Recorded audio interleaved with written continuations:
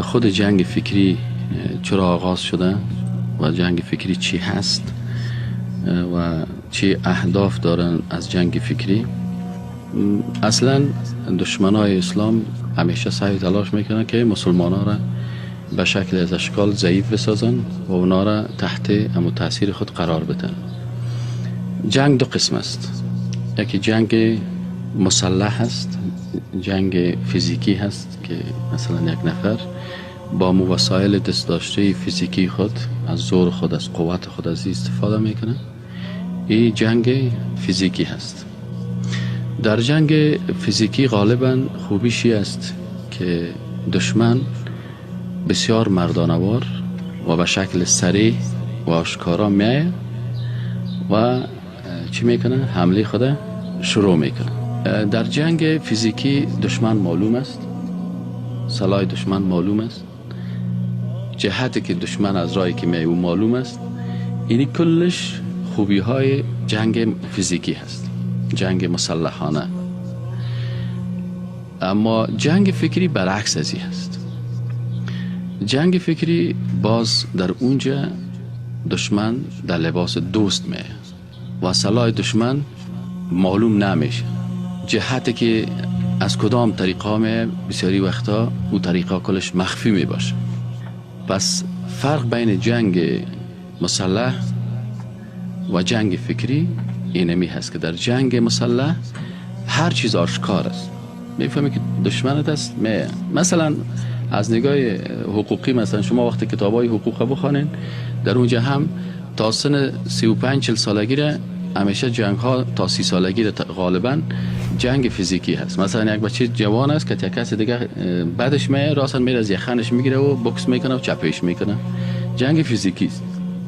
وقتی که 30 ساله شد دید که من خود ضعیف هستم دیگه، حالا این بچه هست خوب قوی اندامش، اگه من کسی فیزیکی جنگ کنم این خود مرا چپه میکنه. باز اینجا مرحله جنگ چی میشه؟ فکری میشه. باز تو را لط میکنه توسط خود، نه توسط یک کسی سومی دیگه. تو را کتازگاه جنجال میپرته، بالاخره خوب هم تو زدنه که ای باید خودت میکردی، او را از طریق دیگه تو را چی میکنه؟ او را باز در کتابای جرایم که ما شما میخوانیم، در کتابای کریمینالوژی در اونجا غالبا میگه که یک تعداد جرایم چی میباشه؟ تو فیزیکی میباشه و یک تعداد جرایم است که تو فیزیکی مستقیم نیست، از طریق دیگه هست، میخواد سر یک کس دیگه تو را نابود بکنه. جنگ فکری اینطور است.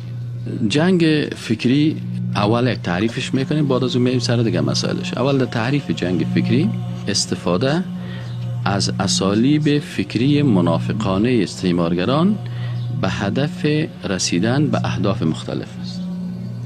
یعنی جنگ فکری را کی میکنه؟ استعمار میکنه، استعمارگران میکنن، دشمنا میکنن. چرا این جنگ میکنن؟ یعنی جنگ فکری باز ما شما پسان میخوانیم که یکی به شکل فردی میباشه، یکی به شکل گروپی و مثلا مؤسساتی میباشه.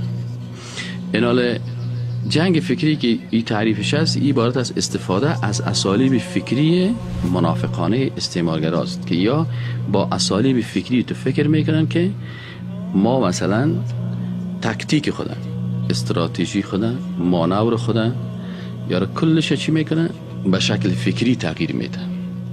مثلا در افغانستان 100,000 عسکر نتوانستن که مردم افغانستان تابع امریکا بسازن، لکن چند تا فیلم سریال هندی، چند تا سریال ترکی، چند تا فیلم امریکایی یا تانست که بسیار مردم چی کنن؟ از امو اخلاقش، از عاداتش، از رواجش، از کلتورش، از دینش، از عقیدهش، از کلش چی کرد؟ ایره کشید. یکی از استادا یک مثال بسیار خوبش برای جنگ فکری چی میکرد؟ میگفت که روسا پرسان کردن، گفتن شما وقتی که در افغانستان آمدین چی کردین؟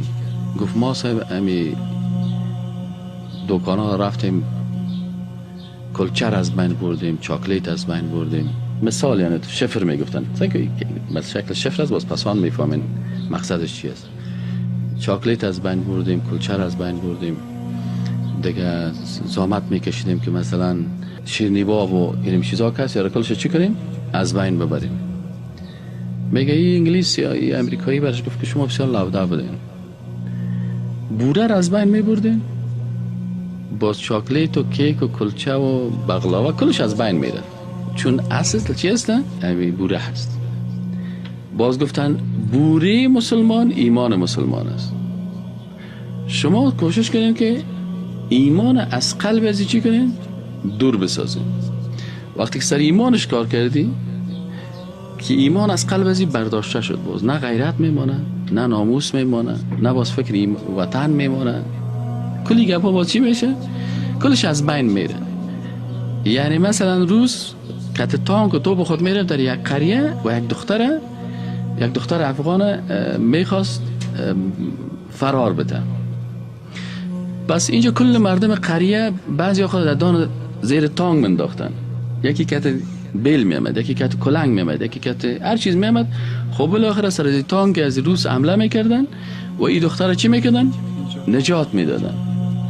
اما برعکس اینا سیاست دیگه را از نگاه فکری کار گرفتن که مثلا یک نفر از دفتر کتش کار میکنه، برش میگه که مدیر صاحب ما یک سکرتر کار داریم، یک دختر بالغ جوان یک سکرتر کار داریم که این دختر بیاید چی کنه در این دفتر، مثلا معاش خودت از $200 ما یک سکرتر کار داریم که مثلا من اینجا در دفتر هستم و سکرترم در اتاق بیرون باشه و مراجعین مرا چی کنه کتشان گپ بزنه، تلفنای مرا جواب بده و این دختر 24 ساعت امرای ما مشغول باشه و تمام کارهای ما بکنه، ولی $400 میده. پس این نفر وقتی که سهل میکنه ببین یک جنگ فکری، چطور دختر از همین کارمند خودم برای خود چی کنه استخدام بکنه. حالا اگه برش بگه که نمی دخترت هم $400 میتونی بیا زنا کنه امرای من، باز خود نمیکنه. این رو به نام سکرتر، به نام یک کسی که در دفتر کار داریم یا چطور است ایره میاره، بازی رو میگه که خب چی میکنه، بازی رو اگه اعلان نشته میکنه که من سکرتر کار دارم، یک دختر باشه از سن 16 ساله تا 22 ساله، باز اینا مثلا 10 تا دختر میه، باز در بین از 10 تا دختر باز زیباترین از اون اختیار میکنه. خب ظاهرش امتحان میگه ولی امتحان تافل است، ظاهرش امتحان است، شاید برای زمین سکرتری یک 10 مردم بیه. این حال جنگ فکری چی است؟ استفاده از اسالیب فکری منافقانه استعمارگرا هست به هدف رسیدن به اهداف مختلف. میخوان که به اهداف مختلف برسن. اسالیب فکری منافقانه چی هست؟ اسالیب فکری است که ما اونجا وسایل جنگی داریم، وسایل فیزیکی داریم، نه ما نمیخوایم از این طریق وسایل جنگی مثلا میشانن با هم میشن که نه، عسکر در میدان ناکام ماند، این مسلمان در میدان نبرد بسیار وقتی در میدان جهاد آمدن ای از چی گپ میزنن؟ از شهادت، علاقمند شهادت است، علاقمند جهاد است، علاقمند آخرت است. حال ما نتانستیم در این میدان چی کنیم؟ کامیاب شیم. پس این حال اسالیب جدیده که چطور ما میتونیم که این انسان تحت تاثیر خود قرار بدیم که از وجود از استفاده بکنیم به شکل دیگهش. و منظور از منافقانه چی است؟ یعنی منافقانه چی است که منافق همیشه عادتش است که باطن خودم مخفی قرار میده. یعنی مسلمان است، کافر است و منافق است. چی فرق است بین مسلمان، کافر و منافق؟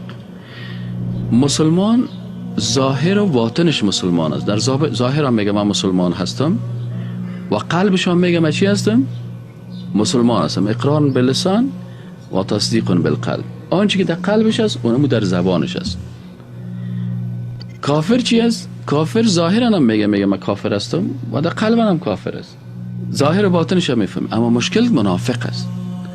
منافق مشکل چی است؟ که او قلبش کافر، زبانش مسلمان. در ظاهر میبر تو بسیار ادعای اسلام، دینداری، تقوا، همه چیز می. در باطن ای چی است؟ ای کافر است. بنابراین این اسلوب جنگ فکری که است جنگ منافقانه هست. متوجه شدین؟ چرا منافقانه هست؟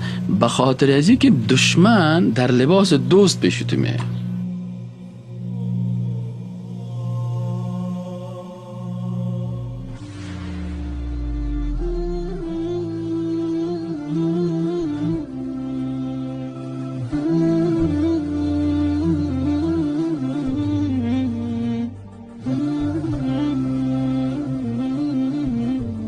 برای دیدن بیشتری مطالب اسلامی کانال یوتیوبی ایمان سالاد را سابسکرایب نموده زنگوله را فشار دهید.